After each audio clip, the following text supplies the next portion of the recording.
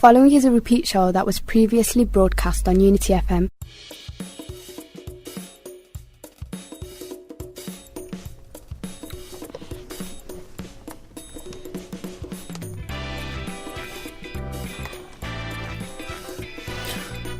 Yes, good afternoon, and of course you're in tune with Unity FM, and my name's Beresford Dawkins. I'm the Community Development Manager for Birmingham Solihull Mental Health Trust, and we're on our weekly programme, What Shape Are You In? Thank you for joining us this afternoon.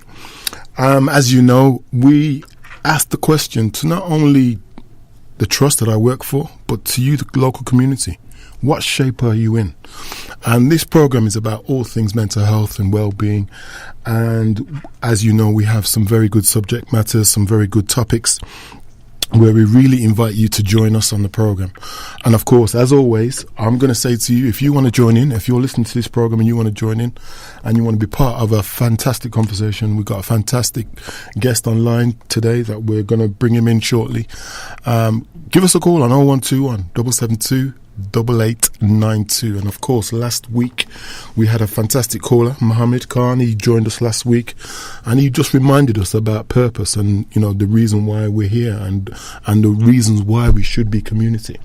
And as we talk about community, I want to tell you about a festival that's coming up next weekend, on the Saturday 27th of April. It's called the Stereo Hype Festival, which is a one-day festival celebrating mental health for local communities, and that's taking part at Cannon Hill Park. So that's Saturday the 27th of April, 12 till 9 p.m. It's a long day, and it's a festival it's a free festival. You can pop in, and again, it will help you navigate your way through some of the challenges that you might be facing through health and well-being. And it's a great festival. It's a festival now that's been happening for about 2 or 3 years. So it's becoming a national and local event for people who are interested in mental health and well-being. So if you are interested in mental health and well-being, that's Stereo Hype Festival taking place on Saturday the 27th of April, 12 till 9 p.m. So this week we're going to be talking about, we're approaching Ramadan, and we always like to reflect on some of the things that are happening in the local community. And this week we want to talk to you about young people. We want to talk to you about some of the challenges that they're facing. Again, only yesterday in Allen Rock, we heard of 2 more stabbings of a couple of young people. Fortunately, it's not a fatality. But again, we're seeing a certain kind of behaviour that's sweeping across Birmingham. We hear about it in London all the time. But we really want to just touch on local issues. Only in March of this year, we heard of 99 stabbings in 8 weeks across the whole Birmingham area. 99 stabbings in 8 weeks. That was the headlines that was put out there by our local mayor. So this week, good friend of mine now, I want to say, know him as a young man growing up in Birmingham. He's done exceptionally well in terms of his studying. He's known as a local criminologist. He's also a lecturer at City of Birmingham University. And I'm really pleased to say that he's joining us for this hour. And I just want to check that you are there. Craig Pinkney, are you there with us? How are you doing, Sam? Yeah, well, thank you. Fantastic, my friend. We probably need to just speak up a little bit louder for us, Craig. Can you hear me? I can hear you. That's perfect. Thank you so much. No worries. So, Craig, thank you for joining us this week. I know you're not 100% in terms of your own health and well-being, your physical health. We'll have to try and get you in the studio another time, but I'm really glad that you could join us online. No, you're welcome. And today we're going to talk about some issues. But before we go into some of the issues, just tell us a little bit about Craig. I know you're a local lad. And just tell us a little bit about Craig Pinkney. Yeah, Craig Pinkney. I grew up in the city of Birmingham in the Hockley and Winton Green area with my beautiful parents, Lorna and Clarence Pinkney, and my older brother Marcus. Went to a local school in Hockley, St. Francis School. All of my childhood memories were in the community, and especially within Handsworth. where my is that St. Francis School in the bottom of Hunters Road? Flyover. Hunters Road. Wow, Yeah, I didn't know you went to that that school. Fabulous. School, man. And as I said, I come from a very proactive family that are involved in activism.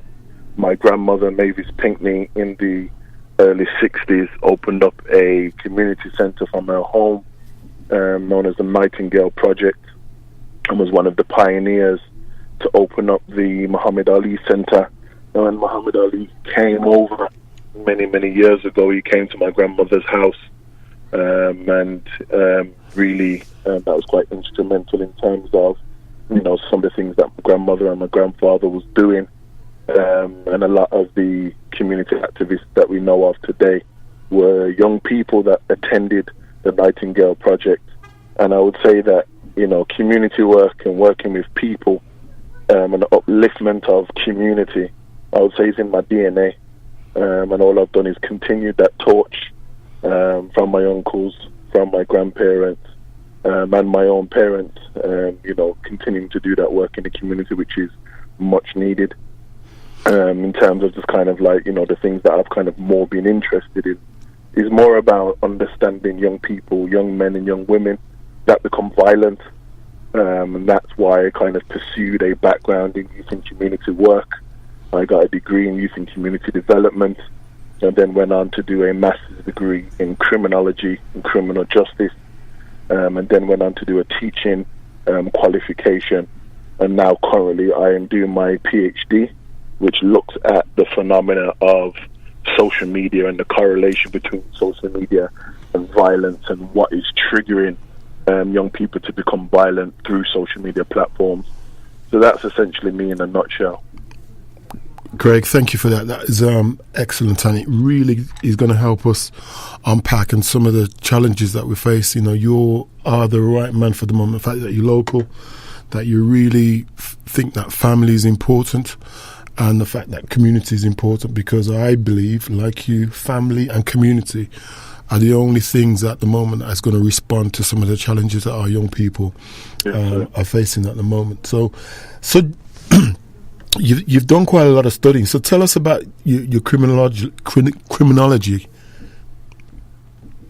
Tell us about that in relation to, of all the other studies that you probably could have done, based on what you've just said in terms of your introduction.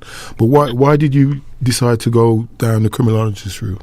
It all started in 2008 when I had my first full-time job for the City Council, working for Birmingham Youth Service.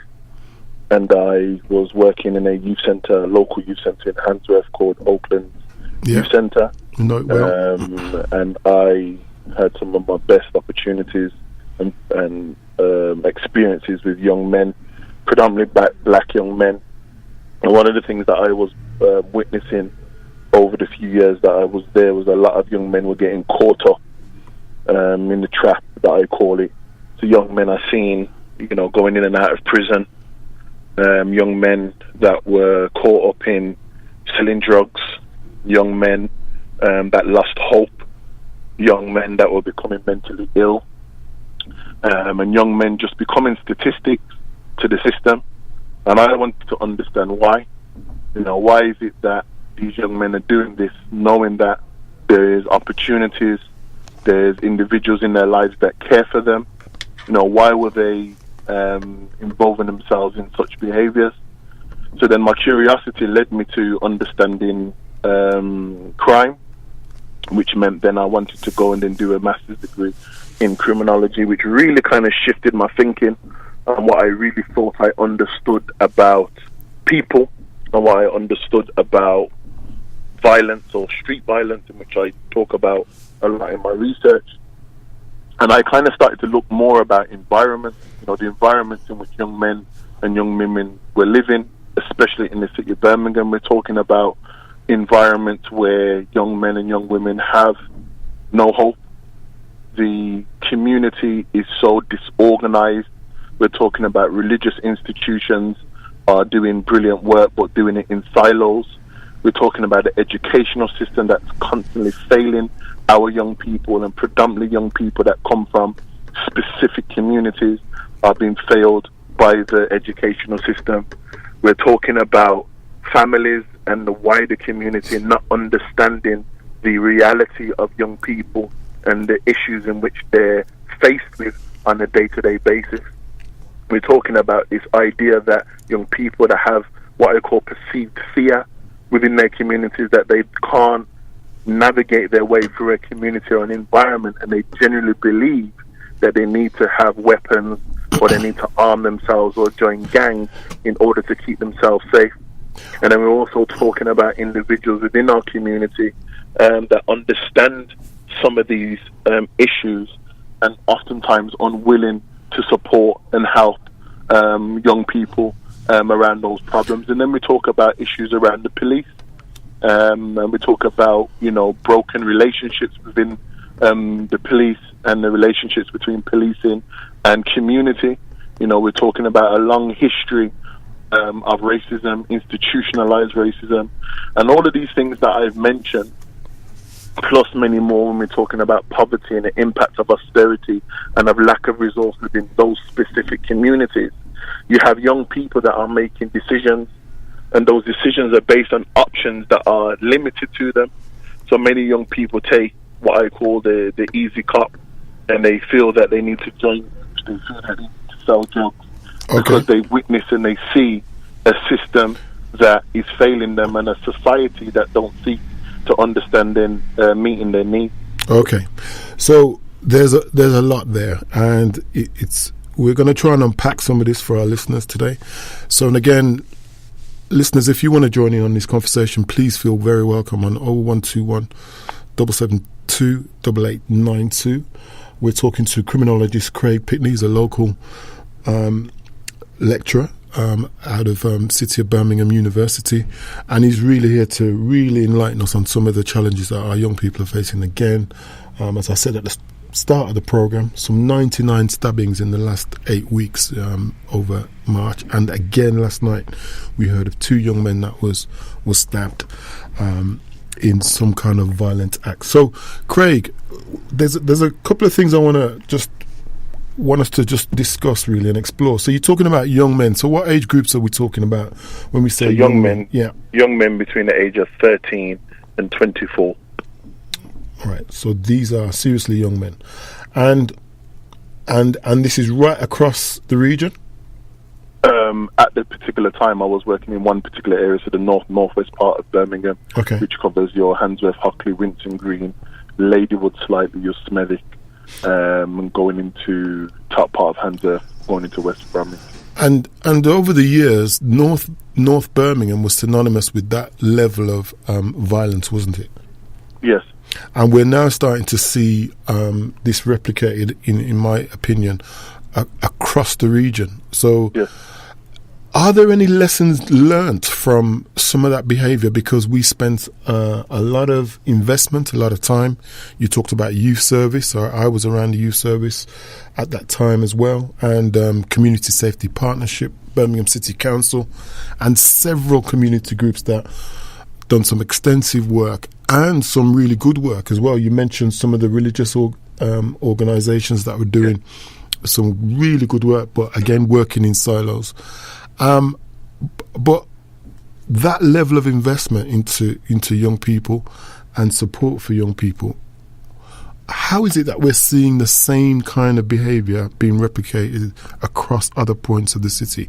My humble opinion is that clearly there should be some lessons learned from the experience of the late or the early 90s into the noughties. I would take it even further back. Yeah. Go back until 1876 in terms of my PhD. I'm looking at violence and the history of violence as it relates to young people in Birmingham. And I'm in 1876, where the first reported names of gangs were mentioned within the newspaper and a local newspaper. And when you look at the environment of Birmingham at that particular time, we're talking your Smallheath, your Aston areas, it was the same issues that I've just mentioned. We're talking about poverty, we're talking about domestic violence, we're talking about community organisations unwilling to understand the reality of young people. We're talking about the educational system that was failing young people. And the reason why that changed is because community organizations, predominantly the church, founded concepts of youth work, and so they wanted to engage with young people and invest into young people, to educate young people, to shape the moral compass of young people. So if we look at that particular time period and we go throughout all of the different ages, and we look at the moment where you spoke about during the 90s, where amazing work was done and there was a reduction in terms of knife and gun crime within the Midlands. We talk about now 2019, their question is, well, then why? And the response would be is that we've took the finger off the pulse. Right. But not only now we've took the finger off the pulse, what's also now happened, which my colleague and friend Raymond Douglas talks about, is now it's become a forest fire. So we took our finger off the pulse, and now it's now started to spread in different areas, different spaces, where generally these issues historically weren't usually there. So when you look at, for example, the south side of the city, if you go back to 2018, you go back to 2017, the south side of Birmingham predominantly was known for the rise of knife and gun crime. But what happened in the south side of the city? What factories have closed down? We're talking about your Jaguar, your Land Rovers, and then you have families that historically worked within factories, worked within those particular types of spaces and manual labor that they were doing, and now these particular companies have been decimated, and now you have families and communities that are now faced with the same issues, with the issues that were faced in the communities in which we're referring to during the 90s period. So then now we're starting to see new faces that are involving themselves in what I call street violence, and now it's becoming an issue for all different types of places. But there's an added thing to that, because when we're talking about those issues of poverty and austerity and the impact of that, and that creates those environments for young people or people in general to want to turn to crime. When we're talking about issues of knife and gun crime specifically, it also raises fear, and that fear within the community makes some individuals believe that they need to protect themselves in order to live amongst or navigate their way through that particular geographical space. Yeah, and okay, we're going to talk about fear throughout the program.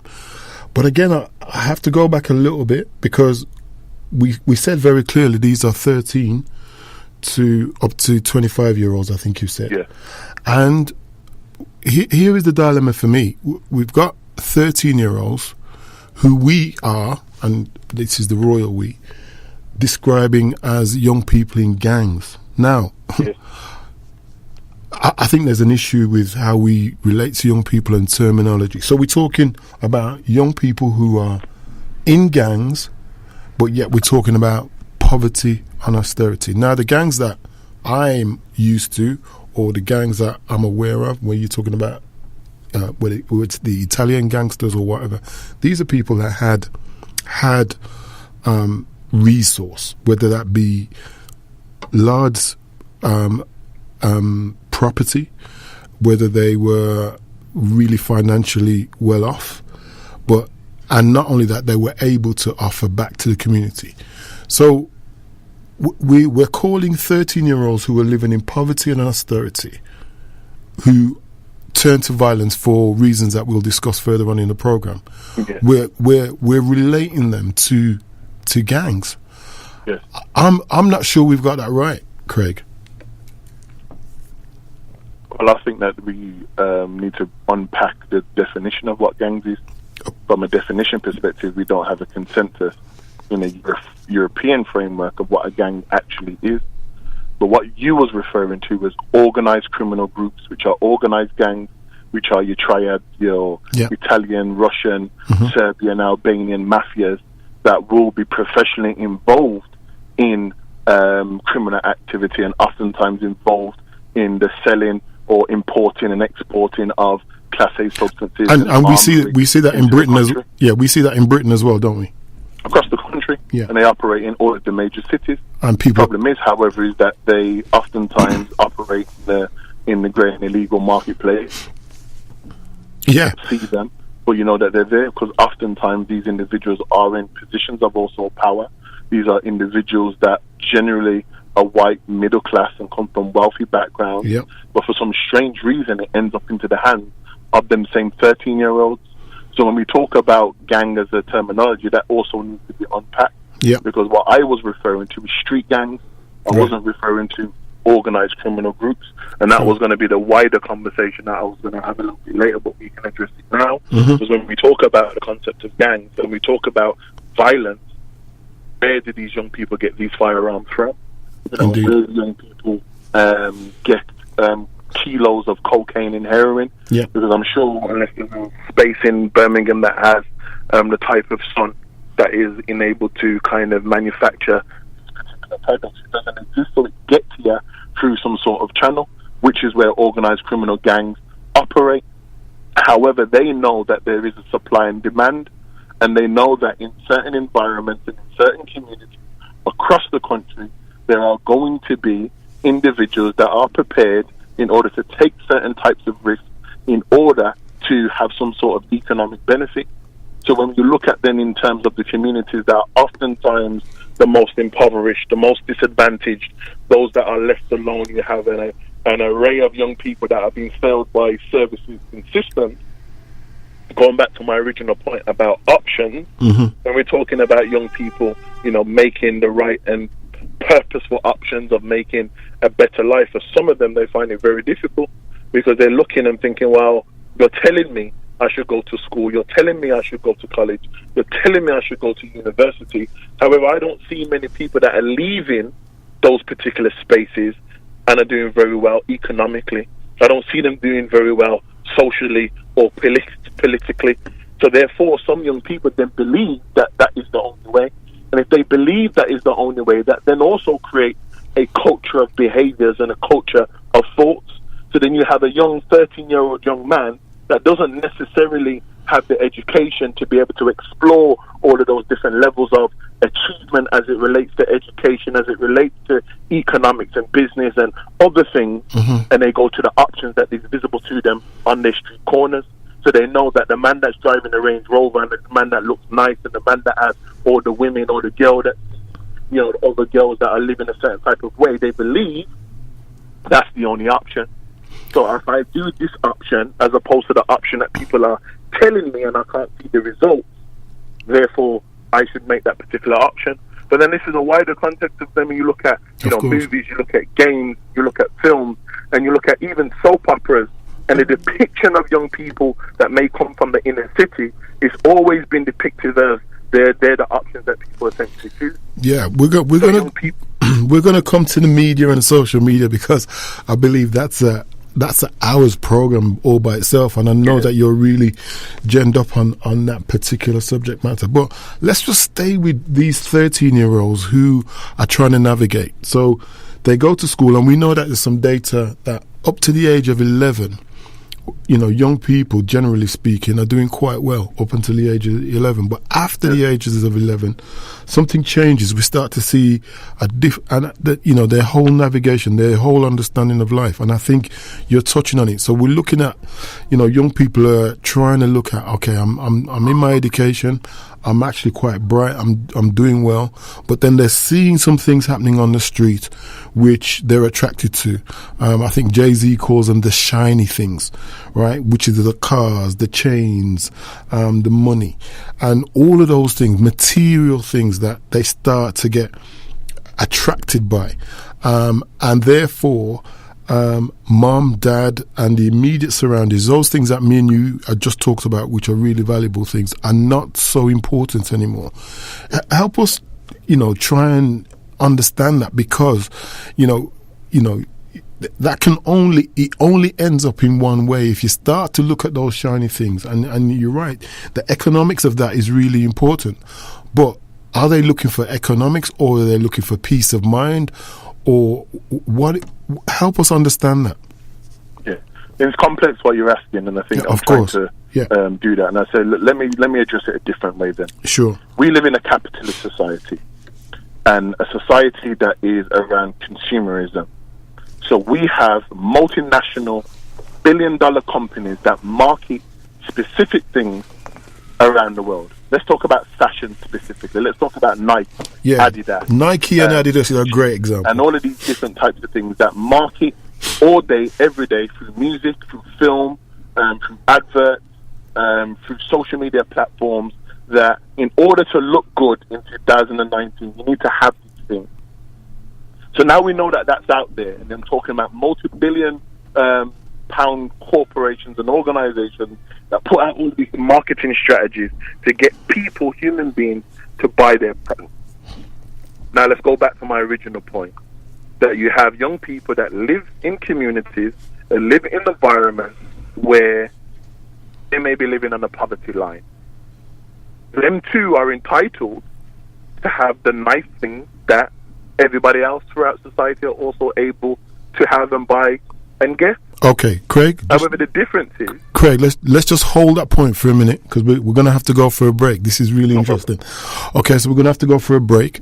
And I just want, if you're listening to this, because I know you are, again, we're looking at, the young people are on half term. We want to really get into some of the grips of some of the challenges. So we're going to go to a break, and we're going to come back, and we're going to speak to Craig straight after this break. I'll be with you in a few minutes.